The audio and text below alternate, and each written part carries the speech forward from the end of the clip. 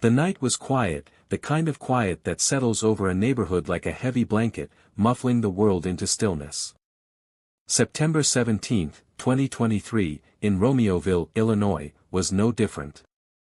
The streets were empty, the houses dark, their windows reflecting the pale glow of streetlights. But one house stood out, not for its noise or commotion, but for its silence, a silence so profound it seemed to hum with unease. It was here, in this unassuming suburban home, that officers arrived for a routine welfare check. The call had come in earlier, a neighbor's concern about the lack of activity, the uncollected mail, the stillness that had stretched on for days. As the officers approached, the house loomed before them, its windows black and unyielding, save for one faint light glowing from a room in the southwest corner. It was a small detail, almost insignificant, but in the context of the eerie quiet, it felt like a warning. The officers moved cautiously, their boots crunching softly on the gravel driveway. The front door was locked, but the back door stood slightly ajar, as if someone had left in a hurry, or as if someone had entered without permission. Inside, the air was thick, heavy with the scent of something metallic and faintly sour. The living room was in disarray, a television lay face down on the floor, its screen shattered, a coffee table was overturned, its contents scattered across the carpet. But it was the kitchen that stopped them in their tracks. There, lying motionless on the cold tile floor, were two dogs. Their bodies were stiff, their eyes glassy, their stillness a stark contrast to the chaos around them. The officers exchanged glances, their unease growing.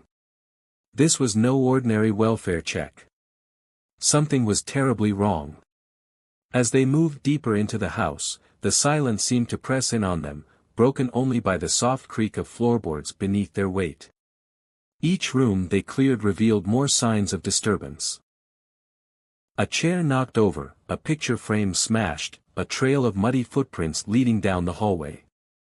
But it was in the living room, near the entrance to the hallway, that they made their first grim discovery. There, lying in a pool of blood, was the body of a man. His face was pale, his eyes wide and unseeing, his head resting in a dark, sticky puddle that spread out beneath him. The officers didn't need to check for a pulse to know he was gone. The scene was one of violence, of chaos, of a life abruptly and brutally ended. But the horror didn't stop there. Further into the house, in a bedroom at the end of the hall, they found the body of a woman. The door had been kicked in, the wood around the lock splintered and broken. Inside, the room was in disarray, the bed overturned, the curtains torn from the windows. The woman lay on the floor, her body twisted at an unnatural angle, her face frozen in an expression of terror. Nearby, in a smaller room, they found the bodies of two children, their young lives snuffed out with the same cold efficiency as their parents. The officers stood in silence, the weight of the tragedy pressing down on them. This was no random act of violence. This was something calculated, something deliberate, something that spoke of a darkness far deeper than they could have imagined. As they stepped back outside, the cool night air doing little to ease the heaviness in their chests, one question lingered in their minds: what could have driven someone to do this? The answer, as they would soon discover, lay not in the house itself, but in the tangled web of relationships, secrets, and betrayals that had led to this moment.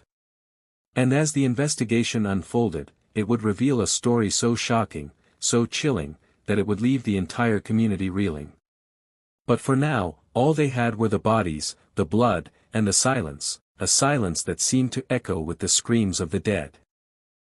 The officers moved methodically through the house, their training kicking in as they documented every detail, every clue that might help piece together what had happened.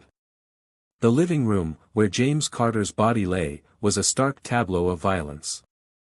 Blood had pooled beneath his head, drying into a dark, almost black crust on the carpet. The gunshot wounds were precise, deliberate, the kind of injuries that spoke of intent rather than rage.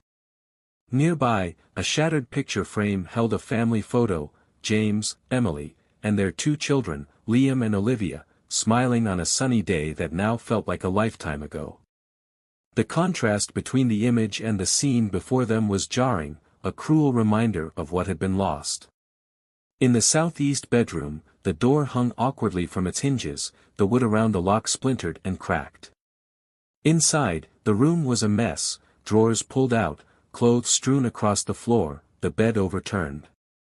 Emily Carter's body lay near the window, her face frozen in an expression of shock and fear. Like her husband, she had been shot, the wounds to her head leaving no doubt about the cause of death. The officers noted the position of her body, the way her hand seemed to reach out toward the door, as if she had been trying to escape. It was a small detail, but one that hinted at the terror she must have felt in her final moments. The children's room was next. Liam and Olivia, just 8 and 6 years old, had been found in their beds, their small bodies bearing the same fatal injuries as their parents. The sight was almost too much to bear, even for seasoned officers who had seen their share of tragedy. The room was eerily untouched, save for the bloodstains on the sheets and the faint smell of gunpowder lingering in the air. It was as if the killer had wanted to send a message, to ensure that no one in the house was spared. As the forensic team arrived and began their work, the officers turned their attention to the evidence that might explain why this family had been targeted.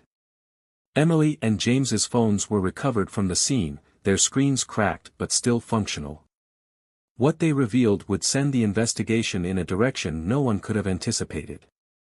Text messages, call logs, and social media activity painted a picture of a marriage strained by secrets. Emily had been having an affair with Daniel Harper, a man whose name would soon become central to the case. Daniel was the boyfriend of Sophia Martinez, a close friend of the Carters and a frequent presence in their lives. The messages between Emily and Daniel were intimate, passionate, and, at times, desperate. They spoke of a relationship that had been going on for months, hidden from James and Sophia, but not, it seemed, from everyone. The discovery of the affair raised immediate questions. Had James found out? Was this a crime of passion, a jealous husband exacting revenge? Or was there something more complicated at play? The officers knew they needed to speak with Sophia and Daniel, to understand the dynamics of their relationships and what role, if any, they had played in the tragedy. When police arrived at Sophia and Daniel's residence, the tension was palpable. Sophia answered the door, her face pale and drawn, her eyes red from crying. She claimed to know nothing about the affair, but her demeanor suggested otherwise. Daniel, on the other hand, was calm, almost too calm, as if he had been expecting their visit. He admitted to knowing Emily but denied any romantic involvement, his words carefully measured, his tone steady. The officers pressed him, asking for access to his phone, but Daniel hesitated, his calm facade cracking ever so slightly. He eventually agreed to a DNA swab and allowed them to take his phone, though he insisted there was nothing incriminating on it. As the investigation continued, the pieces of the puzzle began to fall into place, but the picture they formed was far from clear. The affair between Emily and Daniel was just the tip of the iceberg, a single thread in a much larger, more tangled web. What had started as a routine welfare check had turned into a complex and chilling case, one that would take investigators deep into the lives of the victims and the suspects, uncovering secrets, lies, and a motive that no one could have predicted. The house of horrors on that quiet suburban street was just the beginning. The real story, the one that would explain how and why an entire family had been wiped out, was still waiting to be told. The interrogation room was cold, the fluorescent lights casting a harsh glow over the table where Sophia Martinez sat.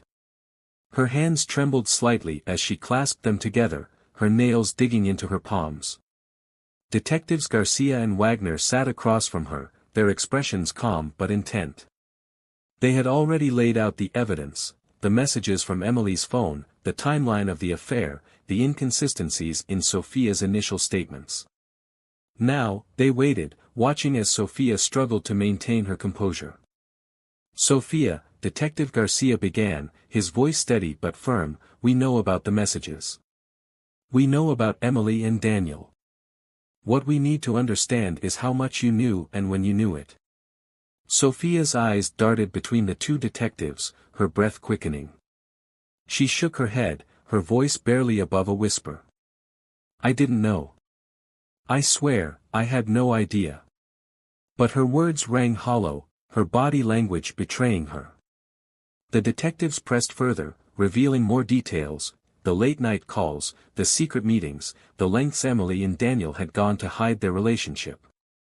Sophia's denial began to crumble, her facade of ignorance slipping away. Finally, she agreed to speak privately, away from the recording devices, her voice trembling as she admitted, "I knew something was going on. I just didn't want to believe it." Meanwhile, at Daniel Harper's workplace, the atmosphere was equally tense. Detectives had arrived unannounced, their presence causing a ripple of unease among his coworkers. Daniel, however, remained calm, almost unnervingly so. He greeted the detectives with a polite smile, his demeanor relaxed as if he had been expecting their visit. When they asked for consent to search his phone, he hesitated, his smile faltering for just a moment. "I have nothing to hide," he said, his voice smooth, "but I'd prefer to consult with a lawyer before handing over my phone." The detectives nodded, understanding his caution but noting the delay. They asked for a DNA swab instead, and Daniel agreed without protest, his cooperation almost too eager. Later, at the police station, Daniel finally relented, allowing the detectives to dump the data from his phone. He sat quietly as they worked, his expression unreadable. What he didn't know was that the detectives had already anticipated his attempts to conceal evidence. Despite his efforts to delete incriminating messages, the forensic team was able to recover them, piecing together a timeline that painted a damning picture. The messages between Daniel and Emily were explicit, filled with declarations of love and plans for a future together. But there were other messages, too, ones that hinted at something darker. Conversations with Sophia, cryptic and coded, suggesting a level of involvement that went beyond mere knowledge of the affair. As the detectives sifted through the data, a pattern began to emerge. Sophia and Daniel had been in constant communication in the days leading up to the murders, their messages growing increasingly urgent. There were references to taking care of the problem and making sure no one finds out. The detectives exchanged glances, the pieces of the puzzle slowly coming together. It was no longer just about an affair or a crime of passion. This was something far more calculated, something that involved both Sophia and Daniel in ways they were only beginning to understand.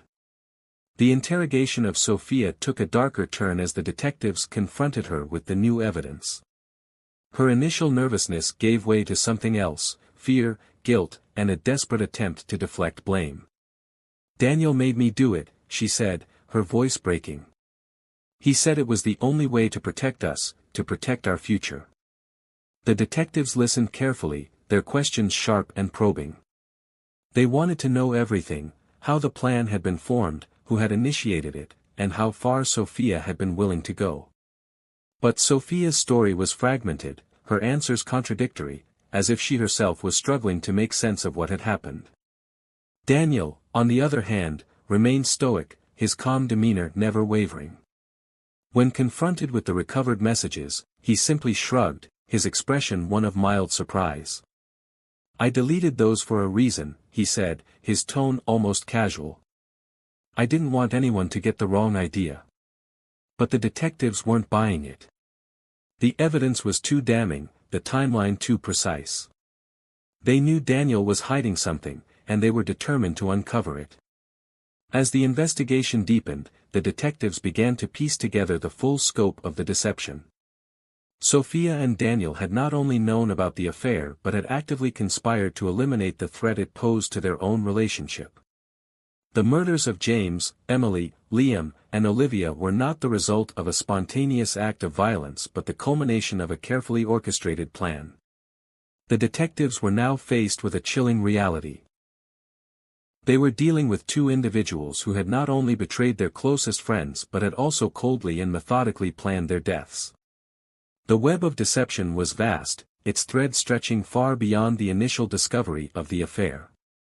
As the detectives continued to unravel it, they would uncover secrets, lies, and a motive so shocking it would leave even the most seasoned investigators reeling. But for now, they focused on the task at hand, building a case that would bring Sophia and Daniel to justice and ensure that the Carter family's tragic story would not be forgotten. As the investigation delved deeper, a chilling truth began to emerge. Sophia Martinez was not just a betrayed girlfriend seeking revenge. She was the architect of a meticulously crafted plan, a mastermind who had manipulated Daniel Harper into becoming her pawn. For years, Sophia had harbored a growing jealousy toward Emily Carter, her once close friend, whose affair with Daniel had shattered her trust and ignited a dangerous obsession. But Sophia's response was not one of heartbreak or despair. Instead, it was calculated, cold, and methodical. She had decided that Emily was not just a rival but a threat, one that needed to be eliminated. Sophia's manipulation of Daniel was both intricate and insidious.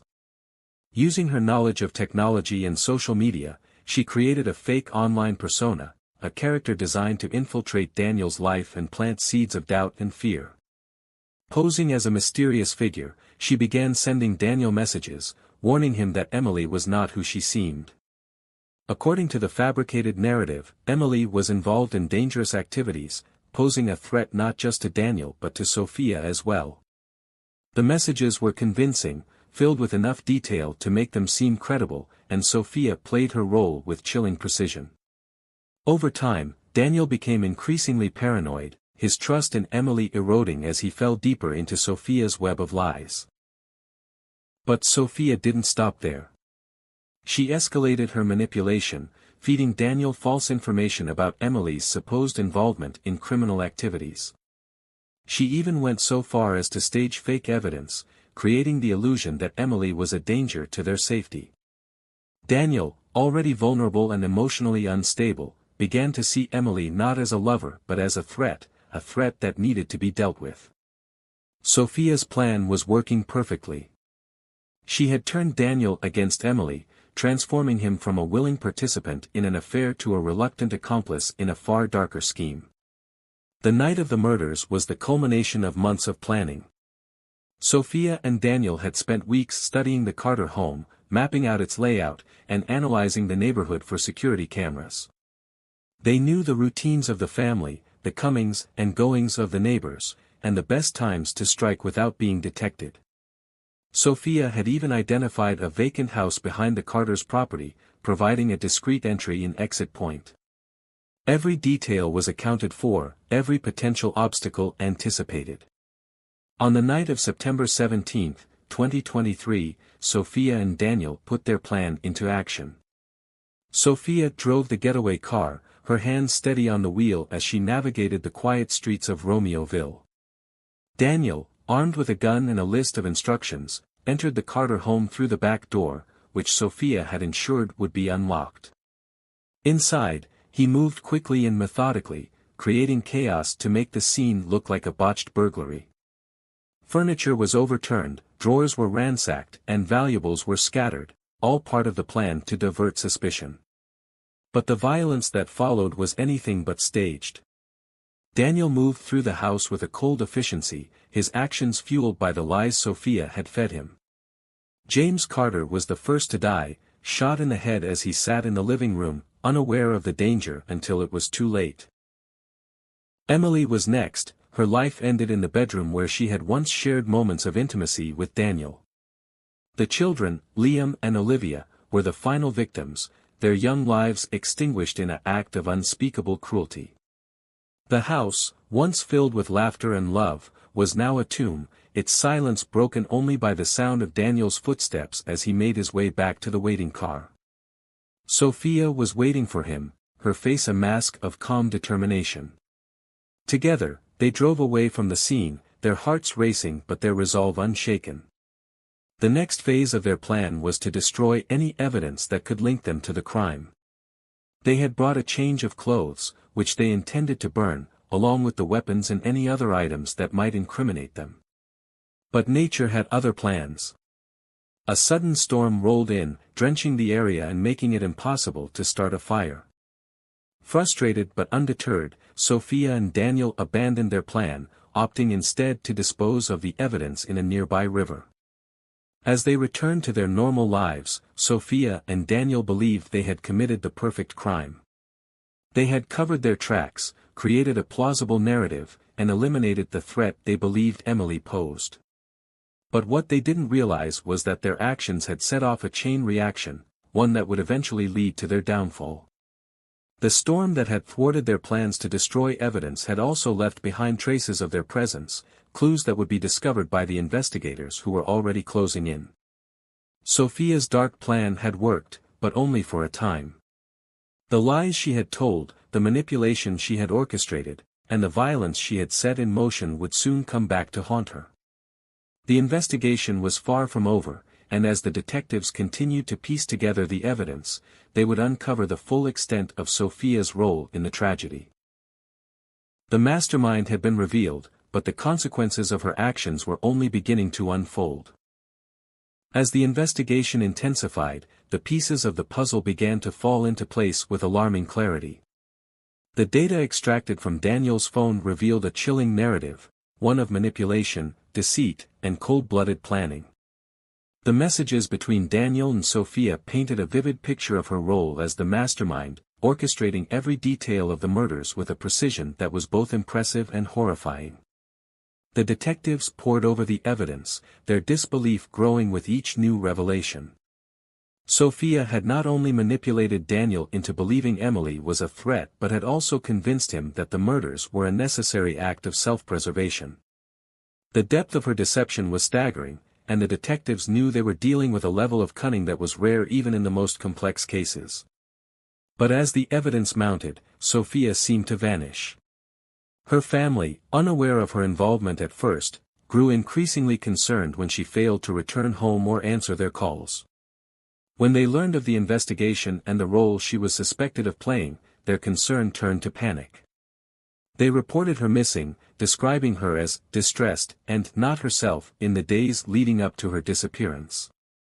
The police, already on high alert, issued a statewide bulletin, warning that Sophia was potentially armed and dangerous.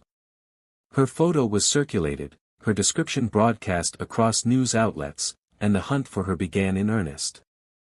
Daniel, meanwhile, remained at large, his calm demeanor masking the turmoil that must have been raging beneath the surface. The detectives knew it was only a matter of time before he and Sophia resurfaced, but they had no way of predicting where or when that would happen. The breakthrough came unexpectedly, in the form of a tip from a Walmart employee in Oklahoma. A black GMC Yukon had been spotted in the parking lot, its occupants matching the descriptions of Sophia and Daniel. The employee, recognizing them from the news, immediately called the police. When officers arrived at the scene, they approached the vehicle cautiously, their weapons drawn. Inside, Sophia and Daniel sat in silence, their faces pale but composed. The officers ordered them to step out of the car, but instead of complying, Daniel slammed his foot on the accelerator. The SUV roared to life, its tires screeching as it sped out of the parking lot and onto the highway. What followed was a high-speed chase, the kind that plays out in movies but rarely in real life. The police pursued the Yukon, their sirens wailing as they weaved through traffic, trying to keep up with Daniel's reckless driving. The chase came to a sudden and violent end and the SUV crashed into a concrete median. The impact was devastating, the force of the collision trapping the doors and rendering them inoperable. Smoke began to rise from the engine, and within moments, the vehicle was engulfed in flames. The officers, desperate to reach Sophia and Daniel before it was too late, rushed to the scene. But as they approached, they heard two gunshots, sharp, unmistakable, and final. When the smoke cleared, the grim reality became apparent. Daniel was found in the driver's seat, a gun still clutched in his hand. He had died from a self-inflicted gunshot wound to the head, his face frozen in an expression of grim determination. Sophia, slumped in the passenger seat, had also been shot, a single bullet to the back of her head, fired by Daniel in his final moments. The scene was one of utter devastation, a tragic end to a story that had already been filled with so much pain and loss.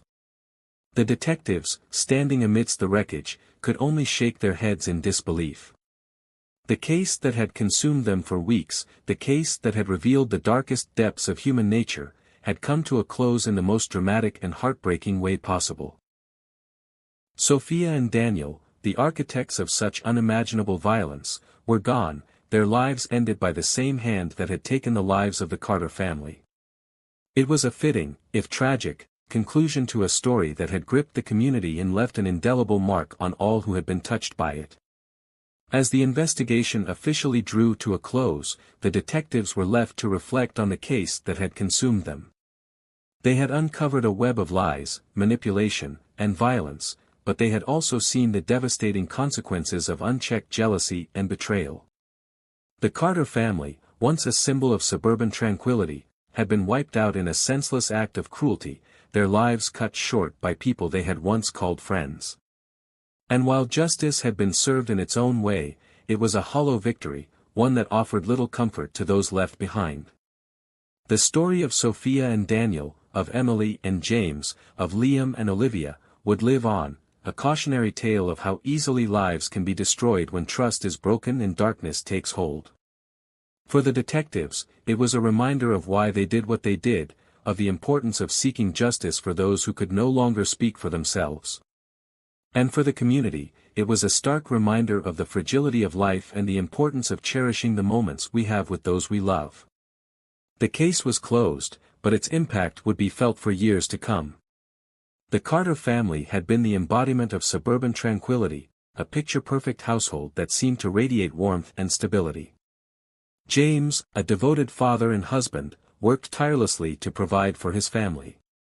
Emily, his loving wife, was the heart of the home, her laughter often filling the rooms as she cared for their two young children, Liam and Olivia. The children, bright and full of life, were the pride of their parents, their futures stretching out before them like an open road. But in a single night, all of that was obliterated. The home that had once been filled with love and laughter became a crime scene, its walls bearing witness to an unspeakable act of violence. The Carters were gone, their lives cut short by a betrayal so profound it defied comprehension. Sophia Martinez's jealousy had been the spark that ignited this tragedy. What began as a simmering resentment over Emily's affair with Daniel Harper had festered into an all-consuming obsession. Sophia's manipulation of Daniel was nothing short of masterful, a calculated campaign of lies and deceit designed to turn him against Emily and, ultimately, against the entire Carter family. She had played on his fears, his insecurities, and his loyalty, twisting his mind until he saw Emily not as a lover but as a threat. And when the time came, Sophia had orchestrated the murders with a cold precision that left even seasoned investigators in awe. But her plan, as meticulous as it was, had a fatal flaw. It was built on a foundation of lies, and lies, no matter how carefully constructed, have a way of unraveling. In the end, Sophia's jealousy and manipulation not only destroyed the Carter family but also sealed her own fate. The storm that had thwarted her attempt to destroy evidence, the tip from the Walmart employee, the high-speed chase, and the final, fatal gunshots, all of it was a direct result of the choices she had made. Her demise, alongside Daniel's, was a tragic but inevitable conclusion to a story that had spiraled out of control. The lives she had taken, including her own, were a stark reminder of the destructive power of unchecked emotions and the lengths to which people will go when consumed by jealousy and rage. As the investigators reflected on the case, they were struck by the sheer ordinariness of the people involved. James and Emily Carter were not wealthy or famous, they were an average family living in an average neighborhood, their lives unremarkable in the best possible way. Sophia and Daniel, too, had seemed ordinary, a couple navigating the ups and downs of a relationship, their lives intertwined with the Carters in ways that had once been a source of joy and camaraderie. But beneath the surface, hidden from view, was a darkness that had festered and grown until it could no longer be contained. The case was a chilling reminder that evil is not always obvious, that it can lurk in the most unexpected places, and that even the most seemingly ordinary lives can unravel into unimaginable horror. The investigation had been a harrowing journey, one that had tested the detectives' resolve and forced them to confront the darkest aspects of human nature. They had seen the devastation wrought by jealousy, the havoc caused by manipulation, and the irreversible consequences of violence. But they had also seen the resilience of the human spirit, the determination of a community to seek justice, and the importance of holding those who commit such acts accountable. The Carter family's story was a tragedy, but it was also a call to action, a reminder of the need to confront the darkness, to seek the truth, and to ensure that such a thing never happens again. For the community of Romeo Ville, the case was a wake-up call. The murders had shattered the illusion of safety, leaving residents grappling with a newfound sense of vulnerability. But in the aftermath, there was also a sense of unity, a collective determination to honor the memory of the Carters and to ensure that their deaths were not in vain. Vigils were held, memorials erected, and funds raised to support causes that the family had cared about. The Carters' legacy, though marked by tragedy, became a symbol of resilience and hope, reminder that even in the face of unimaginable loss, there is still the possibility of healing and renewal. For the detectives who had worked tirelessly to solve the case, the conclusion was bittersweet. They had brought the truth to light, but the cost had been immense. The lives lost, the families shattered, and the community scarred were a heavy burden to bear. Yet, amidst the sorrow, there was also a sense of purpose. The case had reinforced their commitment to justice, to seeking the truth no matter how painful or difficult it might be. It had reminded them of the importance of their work, of the lives they could save and the tragedies they could prevent by staying vigilant and dedicated. The story of the Carter family, of Sophia and Daniel, is one that will linger in the minds of all who hear it. It is a story of love and betrayal, of jealousy and manipulation, of violence and loss. But it is also a story of resilience, of the enduring strength of the human spirit, and of the importance of seeking justice in the face of darkness. The Carters' lives were tragically cut short, but their memory lives on, a reminder of the fragility of life, the power of love, and the need to confront the darkness that lies within us all. The case may be closed, but its lessons will endure, a chilling yet necessary reminder of the consequences of unchecked emotions and the importance of cherishing the moments we have with those we love.